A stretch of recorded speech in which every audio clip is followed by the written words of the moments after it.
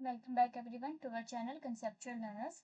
पिछले वीडियो में हमने चैप्टर फर्स्ट जो है क्लास 9th का वो डिस्कस किया था। हम जो है हमने जो प्रॉपर्टीज़ है वहाँ तक उसको डिस्कस किया था। साथ में हमने चेंजेस ऑफ स्टेट के बारे में बात करी थी।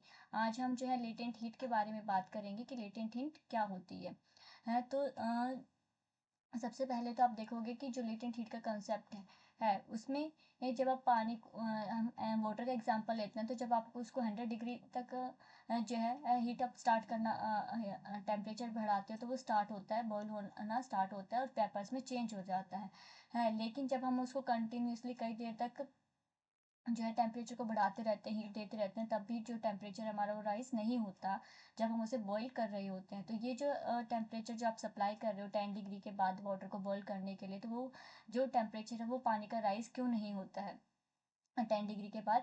क्योंकि जो हीट हमने सप्लाई की है, ठीक है, हम आइस को सप्लाई कर रहे हैं, ठीक है, ऐसे ही वो 0 डिग्री से ऊपर नहीं जाता है जब आइस मेल्ट हो रही होती है तब है। क्योंकि जो भी हीट आप सप्लाई कर रही हो वो किस में चेंज हो रही है, हमारी ये आइस को वाटर में चेंज करने के लिए यूज़ होती है। इसलिए हमारा जो टेम्परेचर होता है वो राइज नहीं होता है। तो ये जो हीट यहाँ पे यूज़ हो रही है इस प्रोसेस में टेम्परेचर को बिना राइज किए, उसे हम क्या कहते हैं, लेटेंट हीट कहते हैं। जो लेटेंट हीट होती है वो किस में यूज़ होती है? स्टेट ऑफ जो मैटर है उसको चेंज करने में, यानी कि एक स्टेट से दूसरे स्टेट को चेंज करने में यूज़ होती है। यहाँ पे जो टेम्परेचर राइज जो है वो आपको देखने को नहीं मिलता है।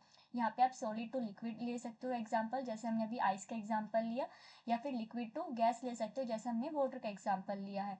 तो यहाँ पे हमारा जो राइस के बिन टेम्परेचर जो राइस है वो आपको देखने को नहीं मिलता है। एक कांस्टेंट टेम्परेचर, हम लगातार उसको हीट सप्लाई करते रहते हैं लेकिन टेम्परेचर हमारा फिर भी राइज नहीं होता है, क्योंकि वो जो सारा हीट है वो किस में यूज़ हो रहा है, जो स्टेट ऑफ मैटर है उसको चेंज करने में यूज़ हो रहा है। सो लेटेंट हीट हमारी क्या होती है? इज द हीट रिलीज्ड और absorbed bye a body during the process without change in temperature of the system. जो हमारी हीट है वो रिलीज होती है, एब्जॉर्ब होती है कोई भी बॉडी द्वारा, हाँ, जो भी प्रोसेस है उसमें, लेकिन उसमें जो टेम्परेचर है हमारे सिस्टम का वो चेंज नहीं होता है। यानी कि ये यहाँ पे केस को शो कर रहा है, जो हमारा ट्रांजिशन फेज है उसको शो यहाँ पे करता है। तो एग्जांपल है इसमें melting of ice and boiling of water. Next, जो सॉलिड और लिक्विड के जो पार्टिकल्स होते हैं वो जो है उनमें फोर्स ऑफ अट्रैक्शन ज़्यादा होती है गैस के कंपैरिजन में। तो उस फोर्स ऑफ अट्रैक्शन को ब्रेक करने के लिए ये जो हम हीट दे रहे हैं वो यूज़ होती है। तो यहाँ पे ये इसलिए हमें जब वो जो मॉलिक्यूल्स हैं उनके बीच की जो फोर्स ऑफ अट्रैक्शन जो है वो ब्रेक होती है तो वो हमें दिखाई नहीं देती है, लेकिन जो काइनेटिक एनर्जी है वो भी वहाँ पे पार्टिकल्स की यूज़ नहीं होते, क्योंकि वो सारी एनर्जी किस में यूज़ हो रही है, हमारे पार्टिकल्स को ये जो अट्रैक्शन ऑफ फोर्सेस है उसको ब्रेक करने में यूज़ हो रही है। तो जब काइनेटिक एनर्जी ही इंक्रीज नहीं होगी पार्टिकल्स की, तो इसका मतलब वहाँ पे कोई भी जो टेम्परेचर राइज है वो भी आपको देखने को नहीं मिलेगा। जो लेटेंट वर्ड है वो लैटिन वर्ड से ड्राइव किया हुआ गया है लेटरे, जिसका मीनिंग होता है टू लाई हिडन, यानी कि जो छुपी हुई होती है। जोसेफ ब्लैक जो थे उन्होंने सबसे पहले जो लेटेंट हीट का जो कंसेप्ट है वो हमें दिया था। नाउ लेटेंट हीट को आप दो कैटेगरीज में या दो टाइप में डिवाइड कर सकते हो, latent heat of fusion and latent heat of vaporisation. Latent heat of fusion में हम सॉलिड टू लिक्विड फेज के बारे में बात करते हैं, एंड वेपोराइजेशन में हम लिक्विड टू गैसेस फेज के बारे में बात करते हैं। तो लेटेंट फ्यूजन जो होती है यानी कि मेल्टिंग और फ्रीजिंग यहाँ पे आता है हमारा। तो इसमें सॉलिड तो जो लिक्विड चेंज करने में जो हीट रिक्वायर्ड होती है वो हमारी लेटेंट हीट ऑफ फ्यूजन कहलाती है। यानी कि ये कैसी रिएक्शन है? एंडोथर्मिक रिएक्शन है, इसमें आपको हीट देनी पड़ती है, ठीक है, इसमें आप हीट को सप्लाई करते हो। तो ये कैसी रिएक्शन है? एंडोथर्मिक रिएक्शन है। एग्जाम्पल में जो मेल्टिंग ऑफ आइस है, तो यहाँ पे आप जो टेम्परेचर है वो 0 डिग्री से ऊपर नहीं बढ़ता है, जबकि आप उसको लगातार हीट सप्लाई कर रहे हो, क्योंकि इसमें जो आइस है वो मेल्ट हो रही है, सॉलिड से लिक्विड फॉर्म में कन्वर्ट हो रही है, यानी कि सॉलिड से लिक्विड जो स्टेट ऑफ मैटर है उसमें कन्वर्ट हो रही है। जब सारी की सारी जो आइस हमारी मेल्ट हो जाती है तब हमारा जो टेम्परेचर होता है वो राइज करना स्टार्ट करता है। सो the latent heat of fusion of ice is the energy which is used to change the state of ice to water, and the quantity of heat required to convert 1 kilogram of solid to liquid without any change in temperature is called its latent heat of fusion. इसकी हम जो है joule में major करते हैं, and 3.34 into 10⁻⁵ जो joules है, इतनी हीट जो है आपको रिक्वायर होती है 1 किलोग्राम जो आइस होती है उसको वाटर में कन्वर्ट करने के लिए उसके मेल्टिंग पॉइंट पे। सो यहाँ पे था हमारा latent heat of fusion. Now next is latent heat of vaporisation. इसमें हम किसके बारे में बात करते हैं, है liquid change to gas, gas liquid से गैस चेंज के बारे में बात करते हैं। क्योंकि यहाँ पे जो हमारा टेम्परेचर है वो राइज नहीं होता है, सिर्फ हमारा जो स्टेट है वो चेंज होता है। तो change of liquid to gases state ये कैसी प्रोसेस है, एंडोथर्मिक रिएक्शन है, यानी कि यहाँ पे भी आपको हीट देनी पड़ेगी। तो जब हम वाटर को 100 डिग्री सेल्सियस पे बॉईल करते हैं है, तो जो हमारा टेम्परेचर है वो 100 डिग्री के बाद जो है इंक्रीज नहीं होता, लगातार हम उसको हीट दे रहे हैं, क्योंकि सारा जो हीट है वो किस में कन्वर्ट हो रहा है वाटर को वेपर में चेंज हो रहा है, कन्वर्ट करने में यूज हो जाता है। So latent heat of vaporisation of water is the energy which is use to change the state of water to vapour. और ये कितनी होती है, 22.5 इंटू 10⁻⁻⁵ जूल्स जो एनर्जी रिक्वायर्ड होती है 1 किलोग्राम जो वाटर होता है उसको वेपर में कन्वर्ट करने के लिए।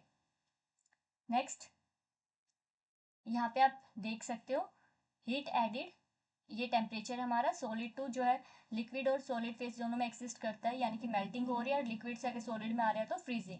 यहाँ पे जो ये हीट हम देख रहे हो एक टेम्परेचर जो हमारा कांस्टेंट है, यहाँ पे बढ़ नहीं रहा है, तो ये हमारी क्या है, लेटेंट हीट ऑफ फ्यूजन है।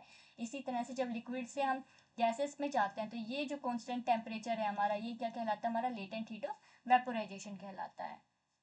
नाउ सब्लिमेशन, सब्लिमेशन वो प्रोसेस होती है जिसमें सॉलिड जो होता है डायरेक्टली वेपर में चेंज हो जाता है बिना लिक्विड स्टेट में कन्वर्ट हुए, यानी कि यहाँ पे एक जो स्टेट है मैटर की वो स्किप हो जाती है, डायरेक्ट सॉलिड टू जो है गैस स्टेट आता है। एग्जाम्पल में आते हैं इसके यहाँ पे camphor, naphthalene balls, ammonium chloride, iodine, dry ice, ये सब किसके एग्जाम्पल हैं, सब्लाइम सब्सटेंसेस के एग्जाम्पल है। और जो सॉलिड ऑब्टेन्ड होता है कूलिंग के बाद of gas off sublime is called sublimate, यानी कि एक बार और जो सॉलिड है डायरेक्टली गैस में कन्वर्ट हो गया, उसके बाद कूलिंग हुआ, वो जो है कूलिंग होने के बाद जो गैस है वापस से सॉलिड में कन्वर्ट हुआ है, तो उसे हम क्या कहेंगे, सब्लिमेट कहेंगे। नेक्स्ट इज यहाँ पे आप देख सकते हो जो डिफरेंट प्रोसेसेस है, आइस टू लिक्विड जो है मेल्टिंग कहलाता है, लिक्विड टू वेपर एवोपरेशन कहलाता है, similarly vapour to liquid condensation होता है, एंड लिक्विड से अगर हम आइस बना रहे हैं, सॉलिड बना रहे हैं, तो ये हमारा फ्रीजिंग होता है। यहाँ पे हीट एनर्जी जो है वो एनवायरनमेंट से ली जाती है, जो आइस टू वेपर वाली जो स्टेज है उसमें है, और अगर वेपर से आप सॉलिड में आ रहे हो तो यहाँ पे हीट एनर्जी जो है वो रिलीज की जाती है, तो यहाँ पे ये डिफरेंस होता है। नेक्स्ट इज सब्लिमेशन की जो प्रोसेस है उसको आप डेली लाइफ में भी देखते हो, जो ड्राई आइस होती है, ड्राई आइस यानी कि जो हमारी सॉलिड CO2 होती है वो डायरेक्टली वेपर में कन्वर्ट हो जाती है सॉलिड से बिना लिक्विड स्टेट में आए। सो इसी जो प्रॉपर्टी है ड्राई आइस की उसका यूज़ करते हैं हम, जो आप वेडिंग वगैरह देखते हो इल्यूजन ऑफ स्मोक जो होता है उसमें यूज़ करते हैं, या cloud on the stage in movies and stage shows, उसमें इसका यूज़ किया जाता है। जो नेप्थलीन बॉल्स होती हैं उनका यूज़ करते हैं हम, जो क्लोथ्स होते हैं हमारे विंटर क्लोथ्स होते हैं, डॉक्यूमेंट्स होते हैं, वहाँ पे जो मोथ होती हैं, ठीक है, इंसेक्ट्स होते हैं, उनको रिपेल करने के लिए हम नेप्थलीन बॉल्स का यूज़ करते हैं। साथ में आप देखते हो कि जो नेप्थलीन बॉल्स हैं उनका धीरे धीरे करके जो साइज है वो अपने आप छोटा होता चला जाता है, क्योंकि वो डायरेक्टली सॉलिड से गैसेस फॉर्म में कन्वर्ट हो जाती हैं। इसके अलावा इसको हम टॉयलेट्स में भी यूज़ करते हैं as disinfectants, and air freshener जो है उसमें भी नेप्थलीन बॉल्स का यूज़ किया जाता है। नाउ नेक्स्ट यहाँ पे इंटर कन्वर्जन है स्टेट ऑफ मैटर का, सॉलिड से लिक्विड मेल्टिंग कहलाता है, लिक्विड से गैस इवेपोरेशन कहलाता है, गैस से अगर हम लिक्विड स्टेट में आ रहे हैं तो कंडेंसेशन होगा, एंड लिक्विड से सॉलिड में आ रहे हैं तो वो सॉलिडिफिकेशन होता है। अगर सॉलिड से डायरेक्ट हमारा गैस में बन रहा है तो सब्लिमेशन होएगा, और गैस से डायरेक्ट हमारा सॉलिड में आ रहा है तो वो डिपोजिशन कहलाती है। Now next is evaporation. Evaporation वो फॉर्मूला होता है जिसमें जो हमारा लिक्विड होता है वो वेपर स्टेट में कन्वर्ट होता है without reaching it's boiling point. Boiling point से तक पहुंचने से पहले ही जो हमारा लिक्विड होता है वो वेपर में कन्वर्ट होना स्टार्ट हो जाता है। ये कैसा फिनोमिना है, सरफेस फिनोमिना है, क्योंकि किस पे होता है, ये ओनली जो लिक्विड का सरफेस होता है वहाँ पे आपको ये देखने को मिलता है। ये रूम टेम्परेचर पे भी हो सकता है, ठीक है, अगर आप टेम्परेचर को राइज करोगे तो वैसे वैसे जो एवोपरेशन की प्रोसेस है वो भी स्पीड अप होएगी। जैसे कि आप एग्जांपल में देखते हो, अगर हम खुले में या बारिश पानी को रख देते हैं, या बारिश हुई है तो थोड़ी दिन बाद या थोड़ी देर बाद अपने आप ही वो पानी जो है वो सूख जाता है, क्योंकि जो सन की हीट होती है या जो ग्राउंड की हीट है उससे वो पानी जो है इवोपरेट हो जाता है, तो वो अपने आप में डिसअपियर हो जाता है, तो वहाँ पे क्या हुआ, इवोपरेशन की प्रोसेस हुई है। नेक्स्ट प्रोसेस अगर इवोपरेशन की हम बात करते हैं, तो जब हम जो मॉलिक्यूल्स होते हैं वाटर के जो सरफेस पे जो मॉलिक्यूल्स हैं उनको जब हम टेम्परेचर से एक्सपोज करते हैं तो जो उनकी जो काइनेटिक एनर्जी होती है वो इंक्रीज हो जाती है। इंक्रीज होने की वजह से इनके बीच की जो फोर्स ऑफ अट्रैक्शन है वो ब्रेकअप हो जाती है पार्टिकल्स के बीच की, जिसकी वजह से ये जो है एस्केप हो जाते हैं एयर के अंदर वेपर की फॉर्म में। ठीक है, और इसके अलावा ये जो मॉलिक्यूल्स हैं ये जो है अपने साथ वाले जो मॉलिक्यूल्स हैं नेबरिंग मॉलिक्यूल्स वहाँ से भी काइनेटिक एनर्जी लेते हैं, जिसकी वजह से जो साइड या इनके नेबरिंग मॉलिक्यूल्स हैं उनका जो टेम्परेचर होता है वो डिक्रीज हो जाता है, जिसकी वजह से जो इवोपरेशन हमारा वो कूलिंग इफेक्ट हमें देता है। नेक्स्ट इज फैक्टर्स जो है अफेक्ट करते हैं इवोपरेशन को, temperature, pressure, surface area, humidity and wind speed. Temperature की जैसे हमने अभी बात करी, जितना ज़्यादा टेम्परेचर होगा उतना ही ज़्यादा हमारे ऑपरेशन की प्रोसेस होता है, यानी कि यहाँ पे डायरेक्टली प्रोपोर्शनल है। यहाँ पे आप देख सकते हो जितनी ज़्यादा हीट या लाइट हम उसको देंगे उतना ही ज़्यादा हमारा ऑपरेशन की प्रोसेस जल्दी होएगी, क्विकली होएगी। जो मॉलिक्यूल्स हैं वो जल्दी एस्केप होएंगे, फोर्स ऑफ अट्रैक्शन जल्दी ब्रेक डाउन होएगी। अगर हम टेम्परेचर को कम रखेंगे तो उतनी जल्दी ये प्रोसेस नहीं होएगी। Next is pressure. ये जो इवोपरेशन होता है वो डिक्रीज होता है विद इंक्रीजिंग प्रेशर। जितना ज़्यादा प्रेशर हम लगाएंगे तो उतना कम वहाँ पे इवोपरेशन होगा, क्योंकि जो आपने तो यहाँ पे इन्वर्स जो है वो आपको यहाँ पे देखने को मिलता है, इनडायरेक्टली प्रोपोर्शनल है। जो है जो पार्टिकल्स होते हैं सरफेस पे लिक्विड, जो भी हमारे लिक्विड है उसके, उनको ज़्यादा काइनेटिक एनर्जी चाहिए होती है ये एस्केप करने के लिए, लेकिन जब हम उस पर ज़्यादा प्रेशर लगाते हैं तो हमारा जो ऑपरेशन होता है वो रेट डिक्रीज हो जाता है। जब प्रेशर कम होगा तो जो पार्टिकल्स हैं उनके पास कम एनर्जी, ज़्यादा एनर्जी होगी और वो एस्केप कर जाते हैं। तो यहाँ पे इनडायरेक्ट प्रोपोर्शनल है। यहाँ पे सरफेस एरिया, जितना ज़्यादा सरफेस एरिया होगा उतना ही ज़्यादा हमारा रेट ऑफ ऑपरेशन जो है वो ज़्यादा होगा। यहाँ पे आप देख सकते हो, एक आप ओपन वेसल में रखते हो, एक क्लोज्ड या थोड़े सरफेस पे रखते हो, तो जो ज़्यादा सरफेस जहाँ पे रहेगा वहाँ पे जल्दी हमारा जो है इवेपोरेशन की प्रोसेस होती है, जहाँ पे ज़्यादा सरफेस एरिया उसको मिलता है। नेक्स्ट इज यहाँ पे एग्जांपल्स आप देख सकते हो, जो रोड पे पोर्ट होल्स होते हैं वो अपने आप सूख जाते हैं बारिश के बाद, क्योंकि वहाँ पे उनको ज़्यादा सरफेस एरिया मिलता है।